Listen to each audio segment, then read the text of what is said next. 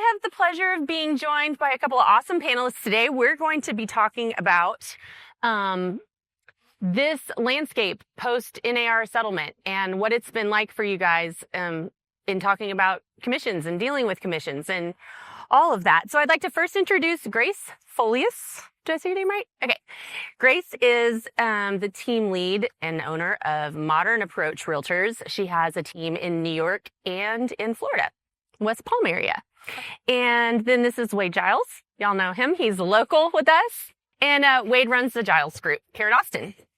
So, okay, let's back up. I'm going to first start by giving nice little disclaimers. It's going to make all the attorneys and everybody feel good that commissions are completely negotiable and nothing but what we're talking about today is in violation of that. So just tell us, especially since Grace, you're from another market. Wade, you're experiencing what everybody in this room is experiencing. Just maybe one by one, kind of tell us what you've experienced since August. Is this microphone working now? It is. It's on. I can hear you. So I do a lot of real estate in New York, in the tri-state area, and then in Florida as well. So we're seeing a little bit of differences. The biggest difference is that in both of those markets, we were always supposed to get buyer's agreements signed, and most agents weren't actually doing that. So I know it's a little different for you guys down here. You had said that pretty much that was standard. Yeah, well, I've been in the business for a little over 11 years. I've been using a buyer rep since day one. Texas is one of 14 states that already had a buyer's rep in place. So I've been using it from day one. That's the way I learned how to do that in this business. And so it really has been less of an effect, I think, for me and for a lot of the realtors in this room who've had the buyer's rep. Yeah. So in our markets, it was suggested to use that. Nobody was really using it. So I think that's been the biggest difference and challenge is that now we need to get that signed to unlock any doors and to show them any properties. And a lot of agents are so terrified of having that conversation with their buyers because they're afraid of locking them into a contract and they feel like they're pressuring them. And the way I look at it is it's like a listing agreement. Like we had no problem getting that signed on a listing appointment. So why are we having this pressure and nervousness around getting a buyer's agreement signed? It's the same thing. You're locking yourself into a term, a price, your commission, and you're just working exclusively with them for a period of time. So in my opinion, it's the same, but different. So, yeah. So let's talk for a minute about how, the main thing that was taken away from what we were experiencing here in Austin, at least, was the MLS served as, a binding contract, if you will, of commissions between brokers, and that has gone away. So how has that changed the conversation that you have, either when you get a buyer's rep agreement or even with your sellers in how that process works? So when I have a buyer consult, the first thing I ask is, do you know how I get paid? And typically the answer is no. And I say, okay, well, let me show you how this works. Mm-hmm. When you sign this paperwork, you technically owe me X%. That is what, my brokerage is requiring. That's what I'm requiring. This is our fee. Should a seller at a property that you're interested not be willing to offer this amount of buyer agent compensation, do you want me to put this listing in front of you? And the answer is always no. And so when they come to me with a listing that they're like, hey, what about this one? I'm like, saw that one, thought it was a great fit. We reached out. They're offering no commission, no fee or whatnot. How do you want to proceed? And that's usually where the conversation ends. And is that conversation, what's the feedback from your buyers on that? Are they like, thank you for, looking out for us and acting as our fiduciary and all that? Or are they confused about how this is working based on maybe their past experiences in buying houses? Absolutely. Some of my past clients are still trying to figure all this out. I've got some great links that I'll email over to kind of better educate them and that they can go back and rewatch videos and whatnot to gain more insight on the changes. But they do appreciate the fact that, I'm considering, their money as well. And so, yeah, that's the way it's been. And thankfully, I haven't had to have that conversation all too often at this point. Do you want to chime in on that one? No, I think that's such an interesting tactic because I kind of do the complete opposite. I don't even ask what the commission is. I just show the property, and if they like it, everything's negotiable. So even if Also true.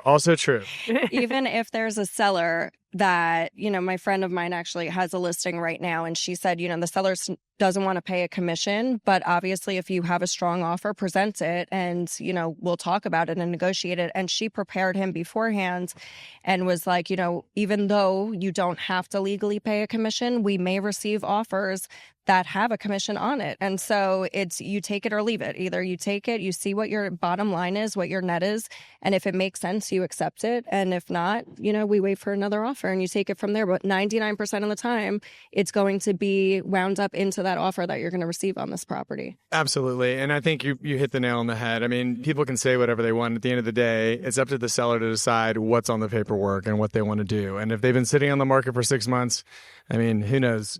Lots of things can change, especially in this market. So, and y'all both talked a little bit about the conversations with your buyers. What's it like in talking with your sellers, and how have you had to kind of shift how you're talking through your listing appointment and that part of your agreement with them? Go ahead.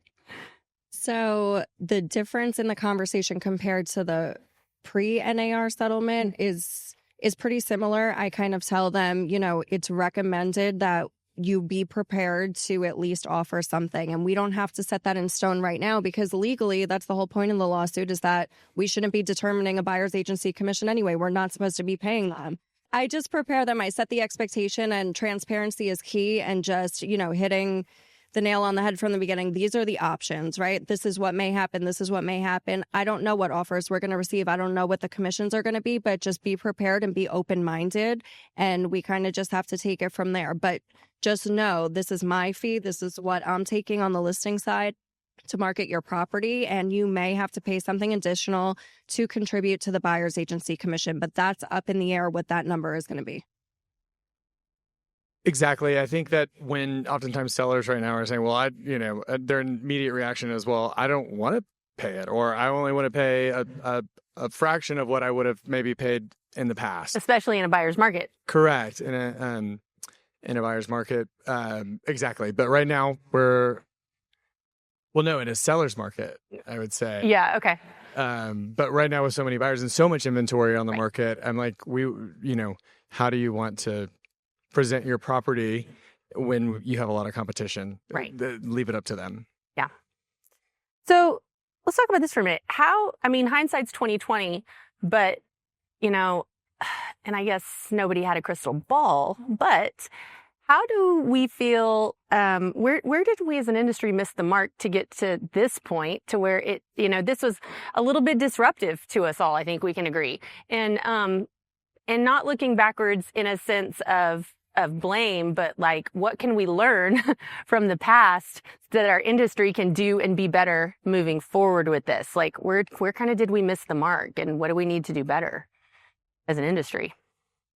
I think that overall, we as a real estate community have not done the best job over the last several decades of really advocating for ourselves and showing our value propositions. I think if you were to go out on the street today and go ask 10 strangers, hey, what is the number one thing a real estate agent does? They're going to tell you, they find me a house. Or that's what they would have said. Now they go to Zillow, or they open the door. They don't always appreciate all the other things. And I think it's because we haven't done a really great job of showing them all of the aspects that go into a real estate transaction. And, pointing at things on TikTok doesn't exactly explain that either. So, I think we have to really get back to the basics and truly show our value, and that our value is worth what they are paying in a fee. Yep. Yeah, no, I totally agree with that. And like I had mentioned earlier, and I'm guilty of this as well, we're so used to doing listing presentations and showing our value, and this is what we're going to do for you and how we're going to market your property. And I don't know about you, but I was never doing a buyer presentation like that where I was starting value forward. Now I'm doing that, and now I'm treating it as if it is a listing presentation, and I'm going through, I have a whole slide deck the same way. I sit down with them the same way. I show my value. I talk about commission at the end. And that's something I wasn't doing with buyers. I was just meeting them at the house. We build a relationship, we submit an offer, and that was it. So now I don't want to say taking it a little more seriously, but doing more like of a formality with these buyers and treating them the same way I was treating my sellers. And I would echo that as well. I'm definitely taking, I'm much more intentional with my buyer presentation than I was just a couple of years ago or last year, for sure. How is the conversation going between agents? Since that's the only way we find these things out now is, a text message, a call, some other type of cryptic communication, like something being mowed into a yard. How is that going for you guys? How are you? I mean, do you feel like, as in general, things are pretty cooperative? Have you been surprised by anything as far as like the agent to agent communication? Because it has taken a lot more communication from you guys to get these things done, right?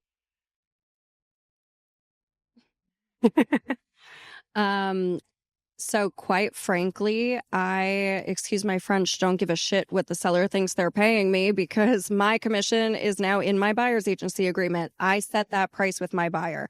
So regardless of what the seller thinks they're paying, it's negotiable. Yep. So I just got an offer accepted this morning, and I submitted it. She said, okay, we'll agree to these terms, but we're offering this commission. And I was like, that's nice. But my buyer's agency says that this is my commission. So the offer still stands as is. We'll agree to the other terms. And they wound up accepting it with the commission that I had set in place.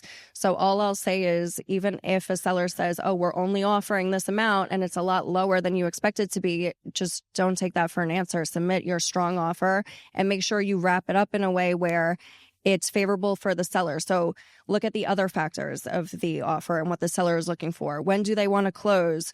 Put more at escrow, like make it look more presentable to the seller so that they're not turned off by the commission. And the commission is just a small factor of what's included in that contract that you're submitting.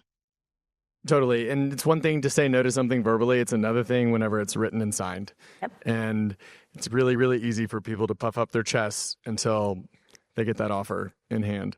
So absolutely. And the one thing I will say about the whole like buyer's agent commission, like when you call an agent and they say they're not offering anything, or they're offering something that may seem extremely low, I think that's an indicator on their willingness, on where they are in the process of selling. Maybe they just haven't quite caught on to the realities and whatnot.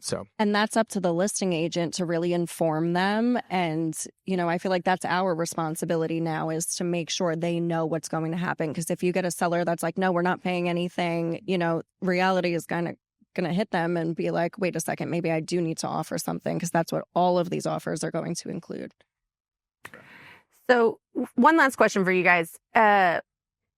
How do we feel like this could change, or what are you foreseeing, or have you already thought about how you'll change your conversation in a different market with less inventory and with much higher demand? Well, again, it goes back to the value props and providing that value, having access to, in state of Texas, we're a non-disclosure state, and here in Austin, a lot of properties, especially in the luxury space, trade privately. And that is, but the 10 plus years of our knowledge, just like when a plumber comes to your house and fixes your toilet in 3 minutes and charges you $150, it's not for the 50-cent, screw that he needed. It's like the years of experience knowing how to put it back together that you're really paying for. And so, it's the contacts with, when they go to remodel, it's the, having those trades available. There's so many things that we do. And again, providing value long after the closing. Guys, like 90% of agents don't talk to their clients after they close. 90%. So keeping that open line of communication, you are not only going to continue to provide value to them, but they're going to continue to feel that, and they're going to refer you to their network as well. So That was a great answer. Okay. Well, I'm going to wrap this one up, but give it up for my panelists. Thank y'all.